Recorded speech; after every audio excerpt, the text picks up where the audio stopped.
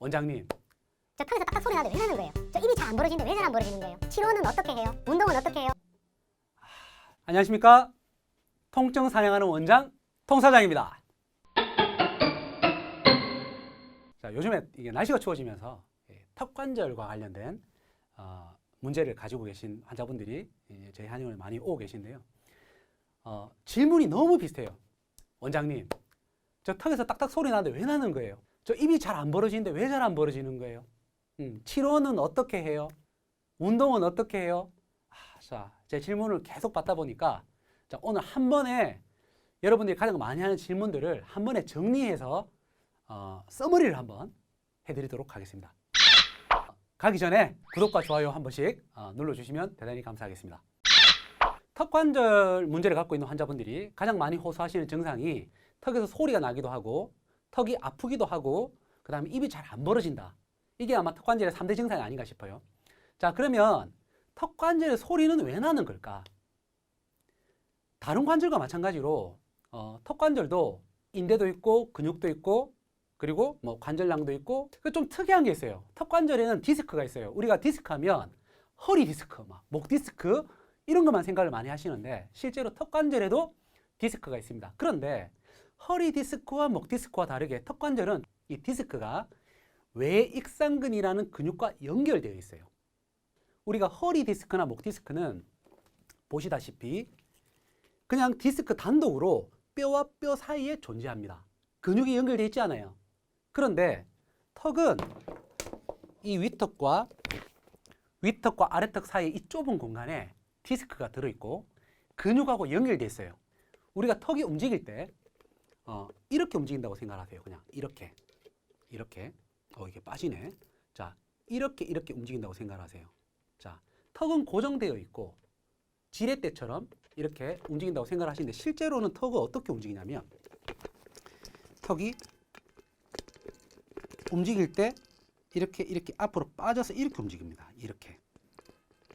그러니까 뭐냐면 아래 턱 관절이 위턱 관절에서 빠져서 앞으로 이렇게 나간다는 얘기예요. 이걸 활주 운동이라고 하는데 이렇게 앞으로 빠졌다가 나왔다가 빠졌다가 나왔다가 합니다. 그러면 이 아래 턱과 위턱 사이에 공간에서 디스크가 이 앞에 있는 외액상근이라는 근육과 연결되어 있어서 아래 턱과 이렇게 같이 움직인다는 거예요. 이렇게 같이.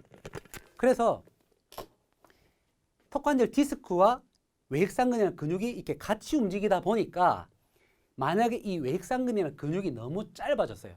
너무 타이트해져서 이 디스크를 턱 관절 디스크를 앞으로 많이 끌고 나가거나 또는 아래턱이 움직이는 타이밍과 디스크와 근육이 같이 움직이는 타이밍이 맞지 않게 되면 디스크가 아래턱에서 약간 빠지는 듯한 뚝뚝 하는 시차가 생기게 됩니다.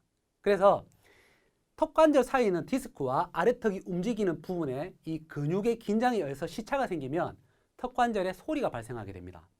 가벼운 경우에는 그냥 턱 관절에 붙어 있는 이 안쪽에 있는 외액상근에 손을 넣어서 이렇게 풀어주게 되면 소리가 줄어드는 걸 느낄 수가 있어요. 그런데 장기화되고 만성이 돼서 턱 관절 안쪽에 있는 외액상근이 너무 긴장되어 있거나 아니면 뒤쪽에 있는 인대도 늘어났거나 좀 이렇게 시일이 많이 지나게 되면 소리가 쉽게 잡히진 않습니다. 턱이 안 벌어지시는 분들은 왜 안 벌어지는 거냐? 자, 이런 거죠. 이런 턱 관절에 소리가 없더라도 턱 주변에 있는 근육들이 너무 긴장이 많이 된 거예요. 그래서 갑자기 턱이 잘 안 벌어진다. 어제부터 갑자기 턱 뜨끔하고 나서 턱이 안 벌어져요? 우리가 아침에 일어났을 때 목을 뜨끔하고 나서 목을 움직일 수가 없어요? 이런 거예요. 우리 몸은 보상 기전을 갖고 있어요. 만약에 갑자기 어떤 충격이나 문제가 생기면 그 조직을 보호하기 위해서 움직이지 못하게 하기 위해서 근육을 긴장을 시킵니다. 음식을 먹다가 너무 강한 충격이 들어온다 싶으면 턱 주변의 근육들을 긴장을 시켜서 턱이 잘 벌어지지 않는다. 그래서 입이 잘 벌어지지 않는다. 그런 경우는 급성으로 오는 경우예요. 그런데 만성적으로 나는 턱이 잘 벌어지지 않아서 사과를 씹어 먹을 수 없어요. 또는 햄버거를 먹을 수 없어요. 이런 분들도 많이 계시거든요. 그런 분들은 턱에 문제가 있는데 오랫동안 방치한 덕분에 이 턱관절 디스크의 두께가 다른 분들도 계시고 또는 턱관절 안쪽에 있는 근육들이 너무 긴장해서 턱이 벌어지지 않게끔 잡고 있는 분들도 많이 계세요. 자, 그런 분들은 병원에서 적당한 치료를 받으셔야 돼요. 턱관절 안쪽에 외액상근이라는 근육을 풀어주기도 하고 바깥쪽에 있는 저작근을 이렇게 풀어주기도 하고 그리고 틀어진 목이라든지 어깨 근육까지 같이 풀어줘야 이 턱관절의 긴장이 풀리면서 입을 좀 정상적으로 벌일 수 있는 분들이 많습니다. 그러면 소리 나는 것도 방치를 하고 입이 안 벌어지는 것도 방치를 하게 돼요. 그렇게 시간이 지나면 어떻게 될까요? 우리는 하루에 2,500번에서 3,000번 정도 침을 삼켜요. 이렇게. 자, 침을 한번 삼켜보세요. 이렇게. 자연스럽게 침을 삼킬 때 자연스럽게 한번 씹게 됩니다. 그래서 말을 하지 않고 음식을 먹지 않아도 턱을 계속적으로 움직이게 됩니다. 여러분들이 잠을 자면서도 턱을 계속 움직이게 돼요. 만약에 턱이 틀어진 상태로 지속적으로 움직인다. 그렇게 되면 어떻게 될까요? 턱 관절 주변에 있는 여러 가지 근육들이 비대칭적인 긴장들이 생기게 됩니다. 우리 몸은 서로 간에 다 상관관계가 있어요. 그래서 턱의 문제가 단지 턱의 문제로 끝나지가 않아요. 제가 이전 영상에서 다 설명을 드렸는데 턱이 틀어지게 되면 턱 주변의 근육이 틀어지겠죠. 턱 주변의 근육이 틀어지면 이런 비대칭적인 긴장은 목 뒤쪽에 어깨 쪽에 근육의 비대칭을 또 만들어요. 그렇게 되면 과도한 긴장들이 신경을 압박하기도 하고 근육통이나 신경통을 만들기도 합니다.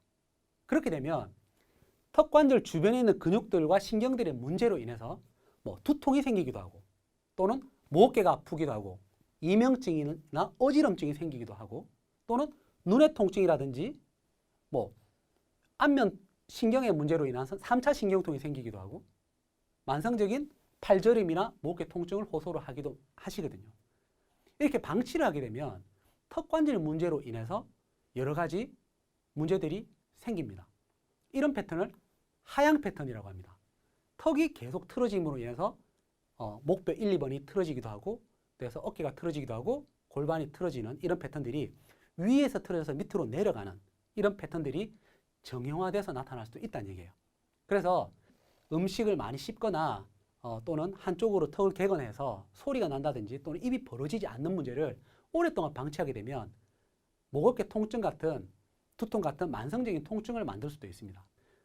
만성적인 목어깨 통증이나 두통이 있다, 여러 가지 문제가 있을 때는 꼭 한번 턱에 문제가 있지는 않은지를 한번 체크해 보시면 그런 통증의 원인을 찾는 데 도움이 됩니다. 그래서 턱관절은 초기에 치료하는 게 좋아요. 턱관절은 대표적으로 통증이 오거나 또는 문제가 생겼을 때 병원을 가게 되면 치료 시기를 놓치는 경우가 많이 있습니다. 턱은 많이 씹는 곳이죠. 발도 마찬가지로 많이 딛는 곳이죠. 이렇게 충격이 많이 주어지는 곳들은 통증을 잘 못 느끼도록 설계가 되어 있어요. 만약에 턱이 너무 예민해서 우리가 조금만 음식을 많이 먹어서 이게 턱이 아프고 긴장이 되고 통증을 느낀다면 우리가 음식을 제대로 씹지는 못할 거예요. 그죠? 그래서 턱관절에 통증을 느낄 정도까지 문제가 진행이 되고 나면 턱관절 상태가 매우 안 좋다 이렇게 보시면 됩니다. 그래서 턱관절은 가벼운 통증도 방치를 하지 마시고 좀 빨리 치료를 해서 진행되지 않도록 하는 게 중요합니다. 자, 그러면 이렇게 턱관절의 소리라든지 통증이라든지 또는 턱관절 문제로 인해서 생긴 여러 가지 다양한 증상들을 한방에서는 어떻게 치료할까요? Action.